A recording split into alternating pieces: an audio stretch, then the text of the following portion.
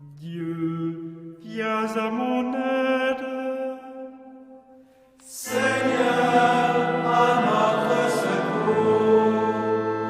Gloire au Père et au Fils et au Saint-Esprit, au Dieu qui est, qui était et qui vient, pour les siècles des siècles. Amen.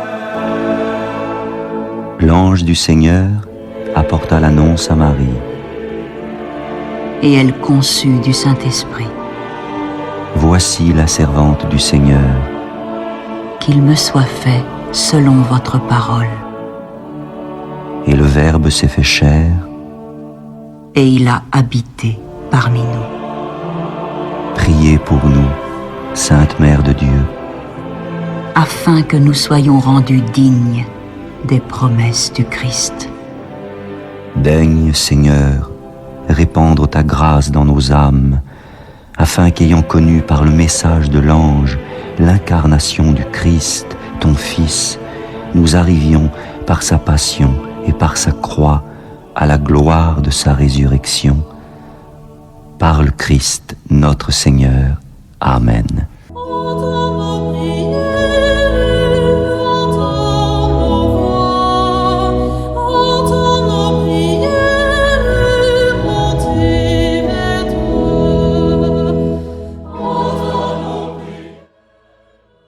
Seigneur, dans le silence de ce jour naissant, je viens te demander la paix, la sagesse, la force.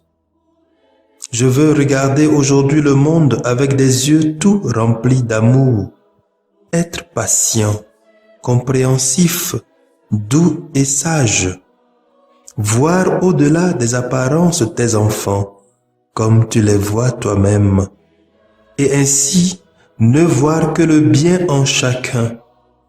Ferme mes oreilles à toute calomnie. Garde ma langue de toute malveillance. Que seules les pensées qui bénissent demeurent en mon esprit. Que je sois si bienveillant et si joyeux, que tous ceux qui m'approchent sentent ta présence. Revêts-moi de ta beauté, Seigneur, pour qu'au long de ce jour, je te révèle. Amen.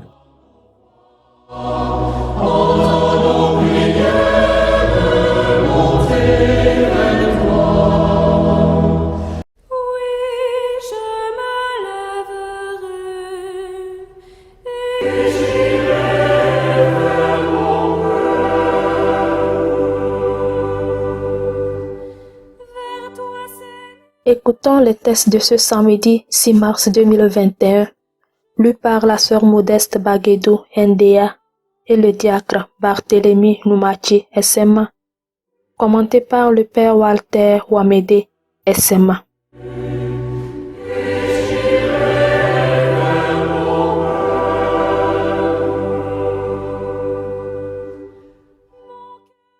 Lecture du livre du prophète Michée. Chapitre 7, versets 14 à 15, 18 à 20. Seigneur, avec ta houlette, sois le pasteur de ton peuple, du troupeau qui t'appartient, qui demeure isolé dans le maquis, entouré de vergers, qu'il retrouve son pâturage à Bachan et Galade, comme au jour d'autrefois, comme au jour où tu sortis d'Égypte, tu lui feras voir des merveilles. Qui est Dieu comme toi, pour enlever le crime, pour passer sur la révolte, comme tu le fais à l'égard du reste, ton héritage. Un Dieu qui ne s'obstine pas pour toujours dans sa colère, mais se plaît à manifester sa faveur. De nouveau, tu nous montreras ta miséricorde. Tu fouleras aux pieds nos crimes. Tu jetteras au fond de la mer tous nos péchés. Ainsi, tu accordes à Jacob ta fidélité, à Abraham ta faveur, comme tu l'as juré à nos pères depuis les jours d'autrefois. Parole du Seigneur.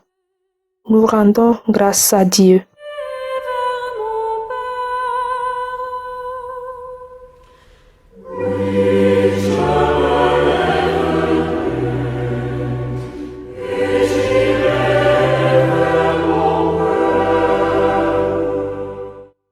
Reprenons ensemble le refrain du psaume 102.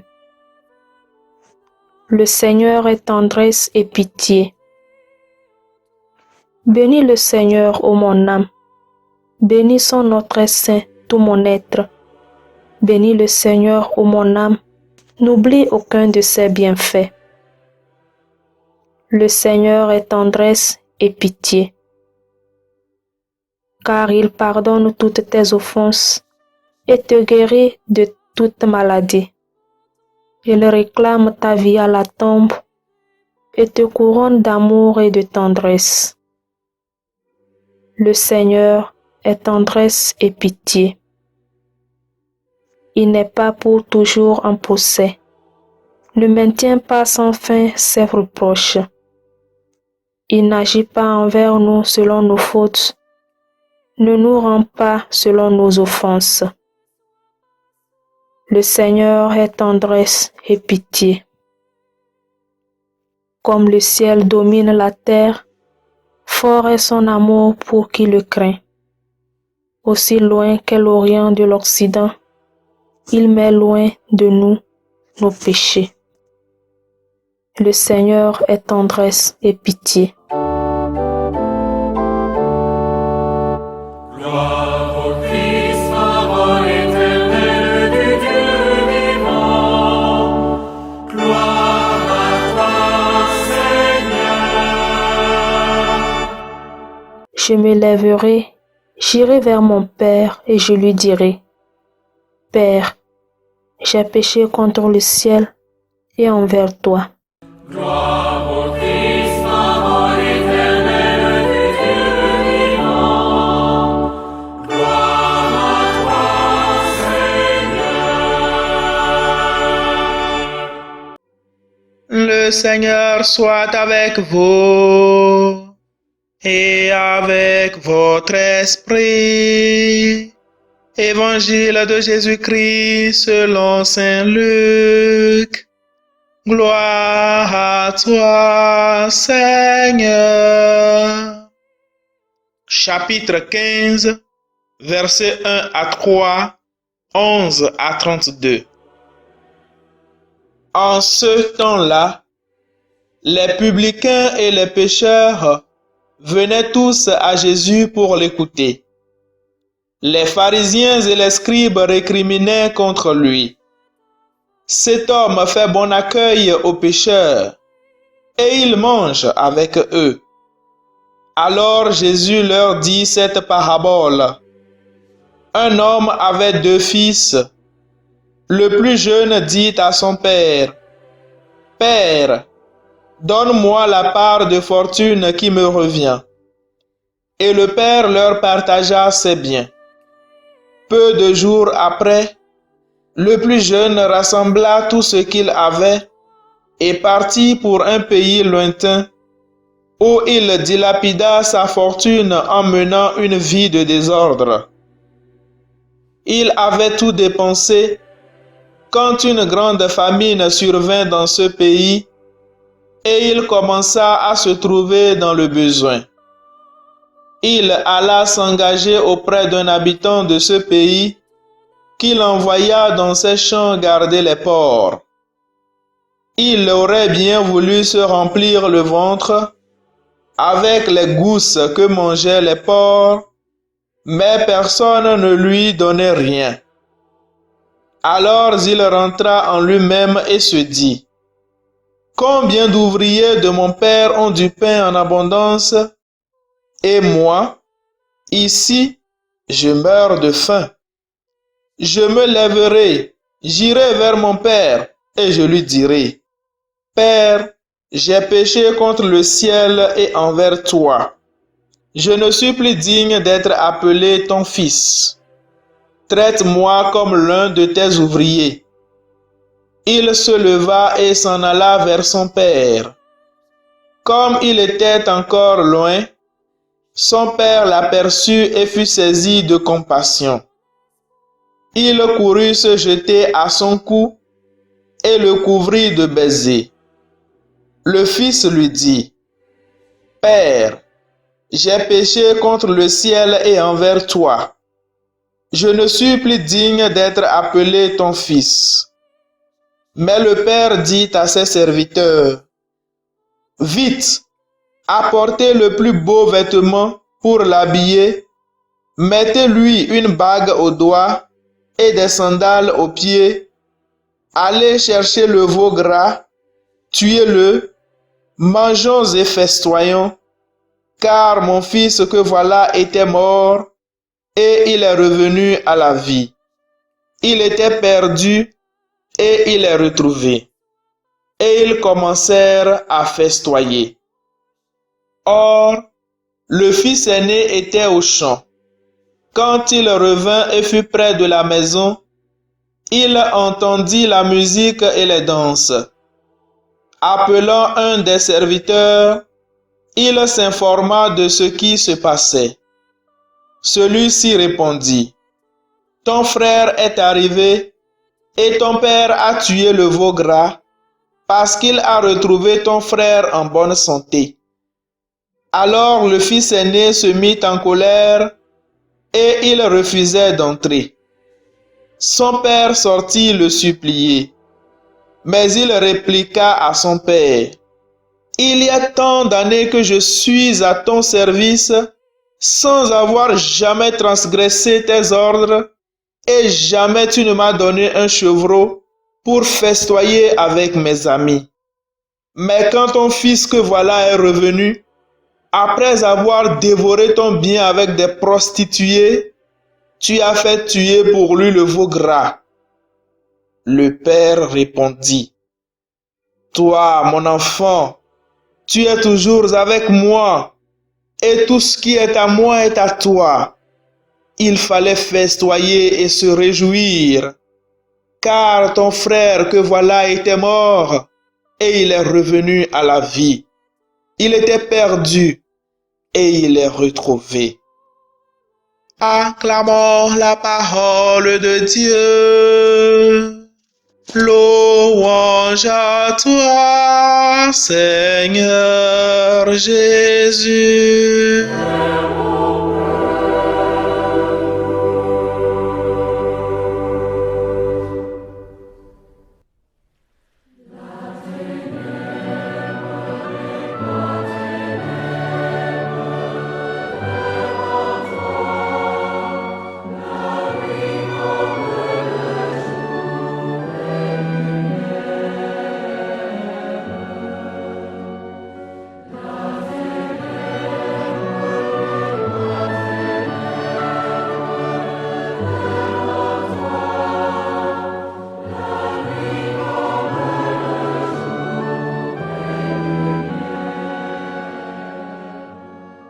Frères et sœurs dans le Christ, nos lectures d'aujourd'hui veulent exercer nos esprits sur la miséricorde et la pitié de Dieu vis-à-vis de son peuple.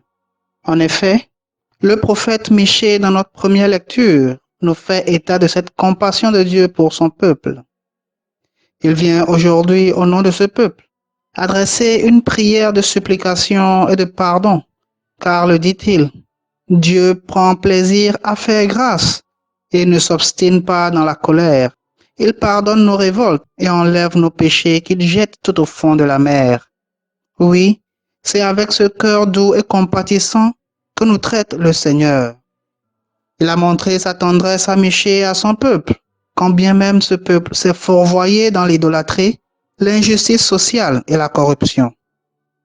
Par la prière de Michée, Jérusalem a été soutenue par Dieu dans sa reconstruction. Il en est de même pour nous aujourd'hui, chaque fois que nous nous retournons à Dieu avec un cœur contrit, implorant sa grâce, sa miséricorde et sa pitié sur nous. Il nous rouvre ses bras pour nous embrasser et nous réinstaurer dans cette famille divine que nous avons délaissée par nos manquements et nos péchés.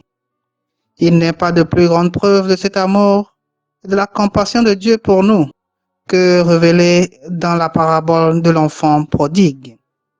Dieu, représenté par le Père dans cette parabole, se met toujours dehors à notre quête, guettant notre retour. Il aspire toujours à notre contrition pour que nous bénéficions du pardon déjà à nous proposé.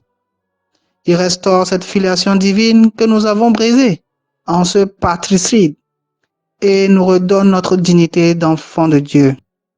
Mais posons-nous cette question aujourd'hui. Sommes-nous ce fils, dilapideur des richesses, disons, grâce, que nous confie le Seigneur?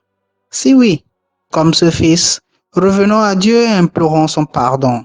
Sommes-nous ou réagissons-nous comme ce fils aîné qui, lui, commet un fratricide en refusant de pardonner les bassesses de son frère? Réaction que nous avons chaque fois qu'il nous est difficile de remettre les torts commis à notre endroit. Comme à ce fils aîné, Dieu nous dit qu'il a toujours de la joie quand un pécheur se repentit et revient à la vie. Participons donc à cette joie en redonnant vie à nos frères et sœurs qui meurent spirituellement par faute de pardon à eux accordé. Amen.